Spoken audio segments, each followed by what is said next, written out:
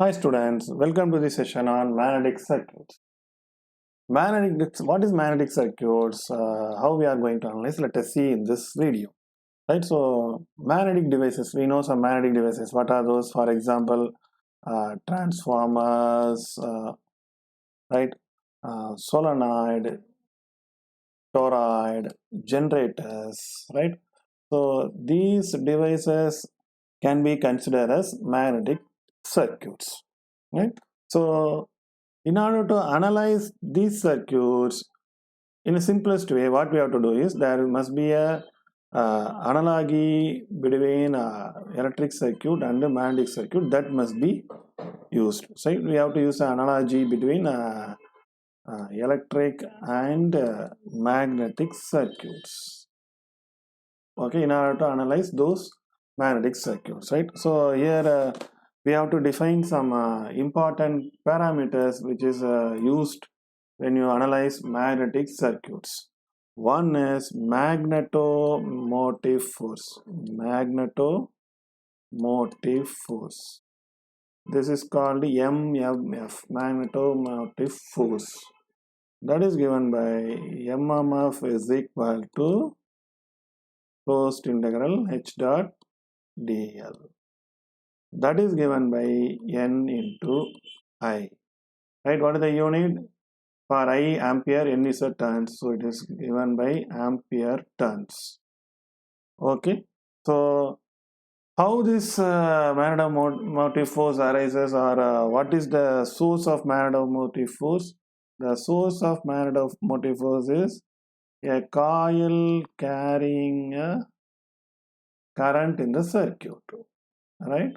So a coil which is carrying a current in the circuit is the source of this magnetomotive force. Here you see, here coil has n turns. H dot dl is I enclosed for ampere circuit law. So if it becomes Ni, because it is having n turns, so current will be n into I. So a coil carrying a current will result in the magnetomotive force. This is one of the definition we have to know whenever you want to analyze magnetic circuit, right? So another one definition is reluctance. Reluctance is given by the symbol R, right? So this is what reluctance, which is given by L by mu S. Okay, what is where L is the mean length, right?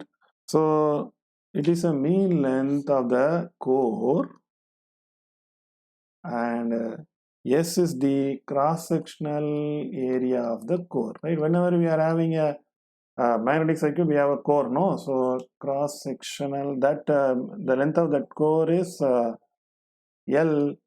Mu S is a cross-sectional area of the core.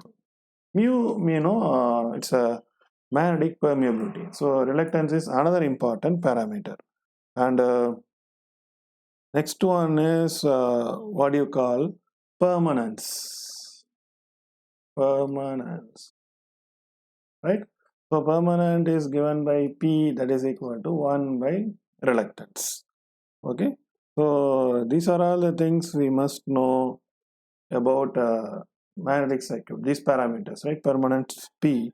So I can write like this, right?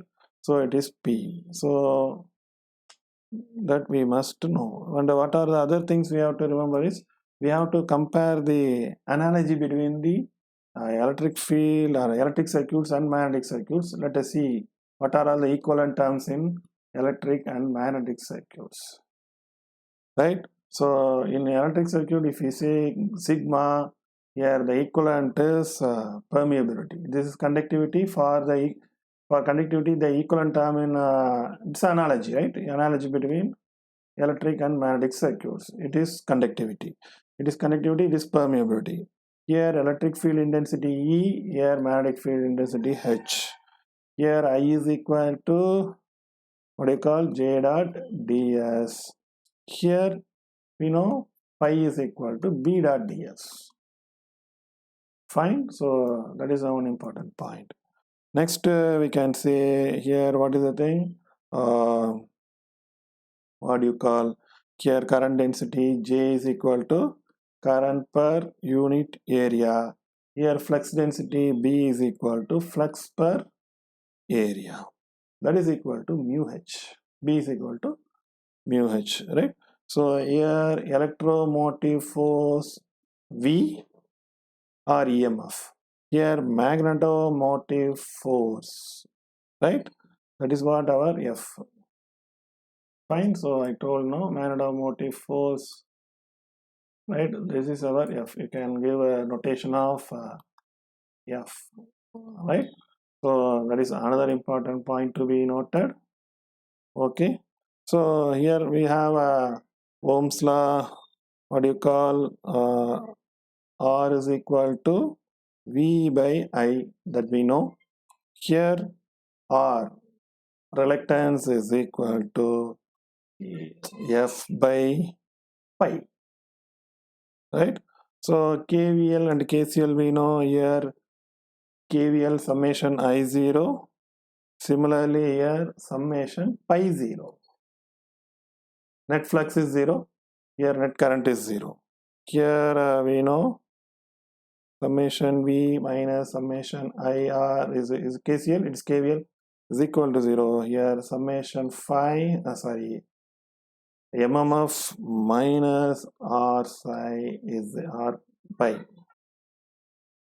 is equal to 0, right? So that is another thing we have to remember. Here we have a conductance. Conductance is 1 by resistance.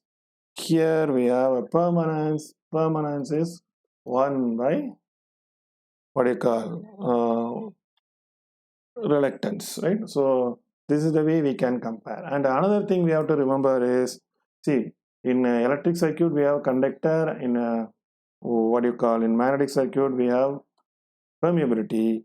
You see, in electric circuit we have a current flows. Here mu, it is flux will not move, flux will not flow, right? That is very important. That is one of the difference between electric circuit and magnetic circuit. So, and you see in conductivity is independent of what do you call, current density J, right? Here we have no relation between conductivity, right? Current is dependent on current density, but conductivity is not at all dependent on current density. Whereas you see here permeability varies with flux. There is no relationship between current and conductivity, but here current flows. Here flux depends on what do you call, permeability depends on flux.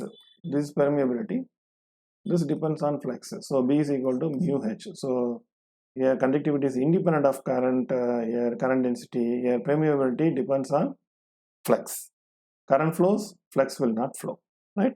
So that's all the difference between the what do you call electric circuits and magnetic circuits. Okay, I hope you understand the things clearly. If you have any doubt, please ask me in comment section. Thank you.